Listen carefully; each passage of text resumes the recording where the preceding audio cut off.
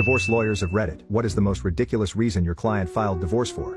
1. Had a soldier stationed at Guantanamo Bay that met a local, fell madly in love. They decided to get married so she could come with him back in the States once his tour was done. She was working on American dishes and was making spaghetti. He comes home from work one day and she's making it. She puts the meat in, puts the canned sauce in, and then pulls an unlabeled bag out of the freezer and adds it to the sauce. At this point in the session she's hysterically crying with broken English. She's trying to explain that she didn't know any better. Through the hysteria, he informs me her mother and grandmother told her if she wanted to keep her man, she needed to put her time of the month juice in his food. It was so hard to keep my composure. I was trying too hard not to gag. They both described they were madly in love, but he couldn't let it go. They ended up getting a divorce. Having done this for 14 years, I have found it 100% accurate that truth is stranger than fiction. 2. Not me, but my friend who specializes in family law. The wife wanted to divorce her husband because he kept taking their dogs for walks while she was at work, making it, unintentionally, so they'd rather cuddle the husband instead of her after a long day. 3. Lawyer here. One of mine that sticks out is that the husband and wife both played some sort of online role-playing game, sort of like The Sims I think, but a little more elaborate and adult, Second Life maybe. I don't know anything about online games. The wife got heavily involved with the game, like 10 hours a day, and wouldn't reduce her time playing no matter what he said. What tipped things over the edge however was that he set up a fake profile and went online to stalk her in the game, and found her avatar with other virtual men. Nothing ever happened in real life. Neither of them were exactly oil paintings to look at, but that was enough for the guy to initiate a fairly acrimonious divorce. 4.